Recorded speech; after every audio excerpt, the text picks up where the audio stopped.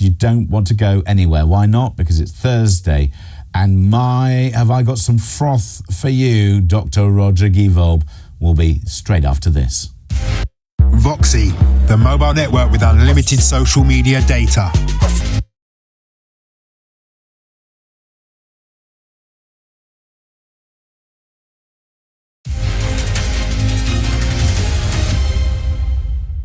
.46 time. Very good morning to you. It's me, James Max, with you till 6:30. Early breakfast underway, where I'm asking you about Rishi Sunak. He's asked us to judge him on his results.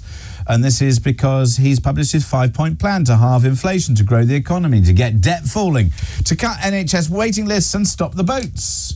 Well, they all kind of made sense. My problem was it's taken an awfully long time for us to get to this statement, number one. And number two, where's the how? How's he going to do it? What's he going to do? What's he going to implement? What does it mean for you? So, how's he done so far? 0344 499 1000 is my number. Meanwhile, Dan from Kent says, how's Rishi doing? Don't make me laugh. He talks about maths. Well, you don't have to be a mathematician to work out that 100% of the people didn't vote for him. Meanwhile, we've been giving scores out of 10. He's had a 6 out of 10. A 4 out of 10, a 1 out of 10, a 0 out of 10, and another 4 out of 10. I wonder where Dr. Roger Gievold stands on all of this. He's probably frothing somewhere. Oh, he's frothing here. He joins me now. CEO of Fair Money, personal finance and credit expert, Dr. Roger Gievold. Good morning to you.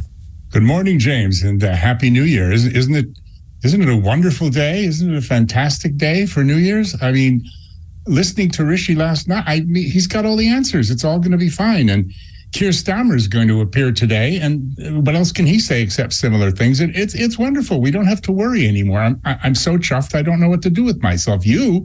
I tuned in late, but I caught hearing you say that you would rather eat your toenails than vote for Sir Keir.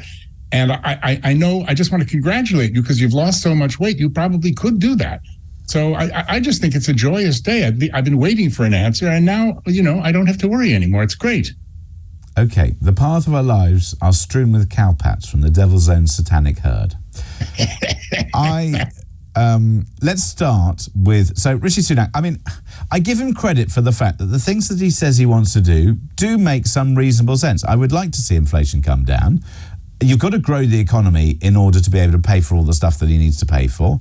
Of course, you've got to reduce debt because every time we increase debt, it costs us more. And if interest rates are higher, then it means that we're paying more on servicing that debt than actually on anything else that we might use with that money. NHS waiting lists, cutting that is a no-brainer, and stopping the boat seems to be sensible. So all of that makes good sense. My problem is that I don't understand how it's taken them so long to come out with this announcement. And even if they have come up with this announcement, here it is. He said nothing yesterday about how he's going to do it or what he's going to do it. Well, I don't know why you don't feel as relieved as I do. I just think it's great. He was so reassuring, just as reassuring as he and Liz Truss were during their debates in the previous election. They said absolutely nothing. I mean, all these 5 points, it's truth, beauty, and justice. All right, anybody can say it. You're absolutely right. When, how, why, what? There's no answers. But what I don't understand is all of us seem to be shouting the same things at him, regardless of your political persuasion. So most people would say, your tax system is not fit for purpose and it's too complicated and there are too many loopholes for those who really should be paying and contributing more. In addition to that, you now have this very high tax burden, which means that it is a disincentive for many to work harder. And frankly, you've got to reduce it, change it, simplify it. And by the way, on the way, you're killing high streets and small businesses because you're applying these rules to them. But worse than that is that on top of that whole pile of he's now, through a very smug and self-satisfied looking Jeremy Hunt, introduced a whole measure of stealth taxes. In other words, stealth taxes, we don't raise it. Hey, we didn't raise the tax rate. You move the goalposts, you increase the net. So the tax take, the number of people who fall into the net and the number of people who are paying more, increases your tax burden tremendously. What a thing to do at a time like this, because he wants to build up a war chest. Inflation is going to run itself out. It's cost push inflation. The interest rate rises haven't done a thing to stop it. It will run itself out. It'll have nothing to do with him nor the Bank of England. NHS queues, yeah, exactly. What are you going to do? Stopping the boats? Duh. Can you tell us something? I mean, it's so easy. It's just a waste of time. I rate him 3. Oh, 3. Okay. Roger, his cup runneth over. Ken in Kent likes to claim that this is his policy idea. I've been talking about it for a long time.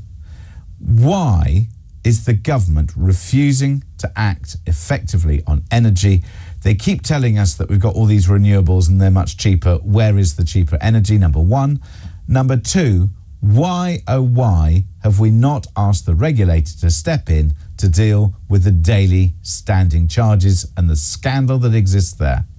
Well, look, I have been saying, as you know, for many more months than I can remember, that they and previous governments have been told, even by the regulator, by Boris in June, by John Penrose, the MP who invented the price cap, and now, by the way, says is unfit for purpose, to I don't understand why anybody put in the price cap. It's a stupid idea that did exactly the opposite of what it was meant to do. Yeah, but the issue here is, why are we paying up to, maybe 10 times for our electricity, which is 2/3 of our household energy bill, because it's tied to gas prices, when as much as 80% of it on many days, our electricity has nothing to do with gas. Now, the worst thing that they can do on top of this, without being transparent, without being honest about it, is to now increase standing charges. That's what they've just let happen. They're going to let the energy companies increase the standing charges. What's that really for? Well, I'll tell you what it's lining pockets and giving out bonuses to people who don't deserve them. No. Many journalists have said what this is. The regulator, Ofgem, which is not the most efficient regulator, let a lot of energy companies set up as new energy solutions when they weren't fit for purpose. And then a lot of other energy companies that tried to compete with the big boys set up, and all of them were so frail that the minute prices started to rocket up and jump back and forth, they all went out of business, as you well know. They have been rescued. And what they've done is, in another stealth tax, they're going to increase the standing charge, James, in order that we, the consumers, the mugs, as usual, pay for the government bailout to give the money to the energy giants to rescue all these failed companies. That's what this is. Numerous journalists have mentioned it. Alex Brummer, city editor of the Daily Mail, has written about it, many others. And did Sunak say a word? No. I have to interrupt your froth. Cherry Blossom is cross with me because I didn't reference my my comment about the path of our life being strewn with cowpats from the devil's own satanic herd. That was from Blackadder. I just put the record straight. Meanwhile, thank you. No, thank you, Roger. Indeed, thank you, Cherry Blossom. Very important to cite one's references. Most of my references either come from either Blackadder or indeed Hitchhiker's Guide to the Galaxy. Nothing I say is original, ever. That's not true. Well, sometimes it is, but that's usually the BS. Let's talk about being saved by the weather. Well, with all the ineptitude and all of the obfuscation by the government, and I think you're right, labor will be no better, worse perhaps. We aren't being told what's going on, and all this stuff is being done, which just raises our cost of living more and more. We might be saved from all these greedy and inept people by Mother Nature, because it's going to be warm, and there seems also to be an unplanned excess of storage capacity, and therefore energy prices may not keep rising the way they were predicted. Let's hope they fall. Now, we've got less than a minute, so let's talk about whatever next. People seem to think that everybody's in denial about everything. I mean, what does happen next? Let me just add to that last point that with this weather thing, if it does happen, the energy bills may fall to an average of £2,800. Okay. And that's certainly some good news. That is. Right. You got 20 seconds. Well, I mean, it's just a mess. We're in a complete mess. There's no solution. We've got two parties that don't seem fit to govern, and they're just feeding us, they're giving us the mushroom treatment, which is to keep us in the dark and feed us on, you can guess what? Okay, well, on that bombshell, Dr. Roger Gievholf, an assessment. Thank you so much. Oh, my God, what a froth. Fantastic. Dr. Roger is CEO of Fair Money, personal finance and credit expert. Thank you for that. We turn our attention to the paper.